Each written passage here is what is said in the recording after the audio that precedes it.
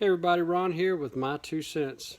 Before I start, I want to say anytime you breathe or inhale anything into your lungs other than clean air, it's not good for you. To include, but not limited to, tobacco products, vaping products, marijuana, crack, paint fumes, smog, etc.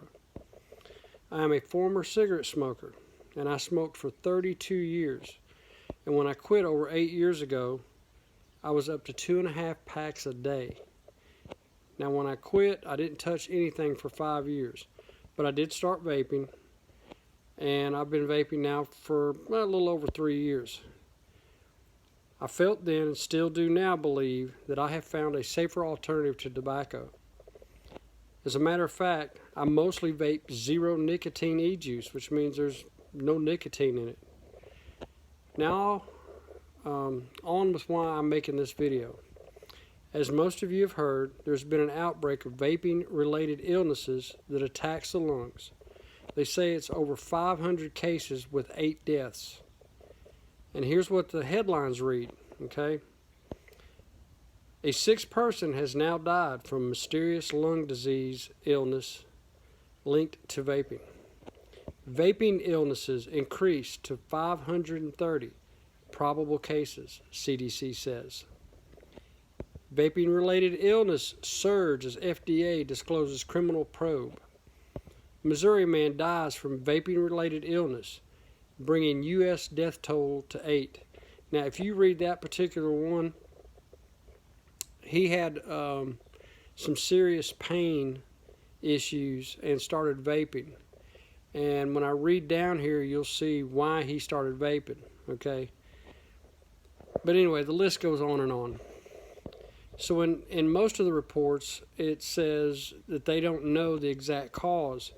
But other reports state, and I quote, based on initial data from certain states, we know most patients have reported a history of using e-cigarette products containing THC. Now, I'll go back to that man from Missouri that died. He was using a THC-laced e-juice, okay? Now, you can't go to your local vape shop and buy that.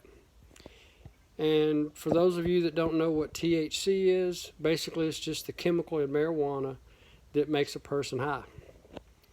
The report continues, many patients have reported using THC and nicotine, and some have reported the use of e-cigarette products containing only nicotine. Now, the CDC says this. But come on, y'all.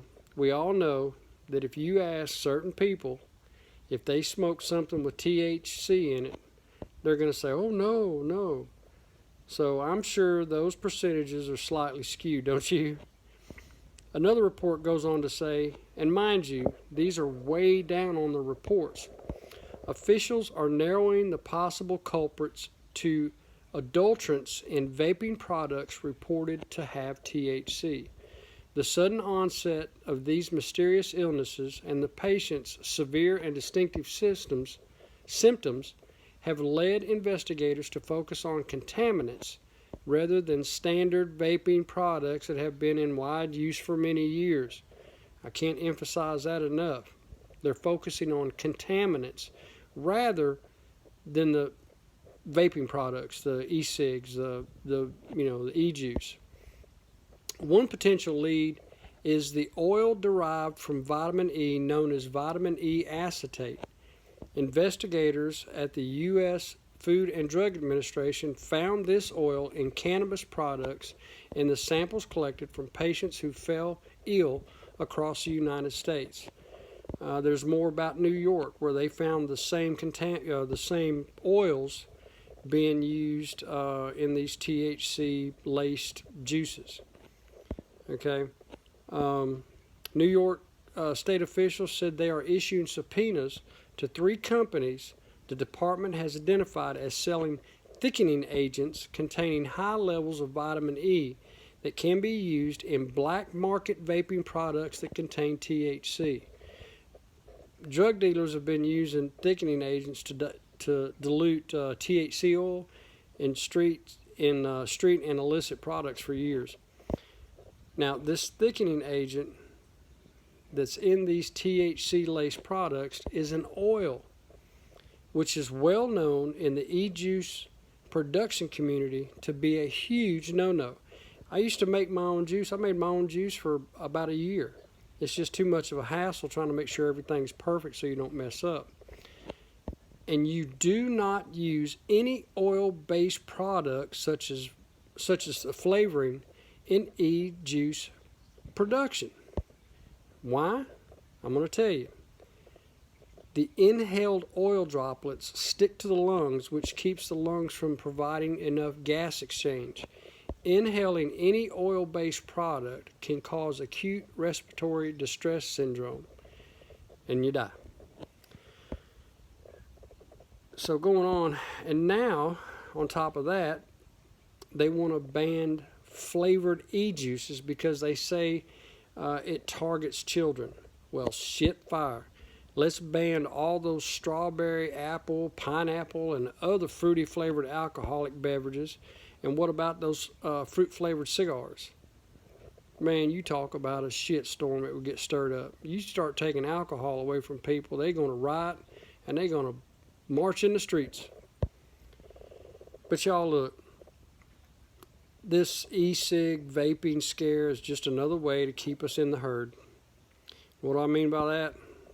Well, who would suffer, if everybody went to e-cigs and vaping? Your answer? And I'm not going to get into a whole lot of detail here, but big pharmaceutical. They got to keep us sick to stay in business. And lung cancer is one of the biggest profit-making diseases out there. Big tobacco. Because big tobacco is losing millions each year due to people going to, safer alternatives to smoking, such as vaping and e-cigs, or just quitting. And of course, the pockets of some of our elected officials.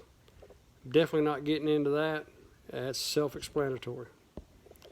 Now, y'all, I'm sharing this with you so that maybe those that just read the headlines or listen to a 60-second news report on TV and think they're experts will see that they need to read the whole report to get a better understanding of what's really going on so that way it keeps them from embarrassing themselves. Oh, and if you never smoked, don't start vaping. It doesn't make you cool. And that's just my 2 cents, y'all. Peace.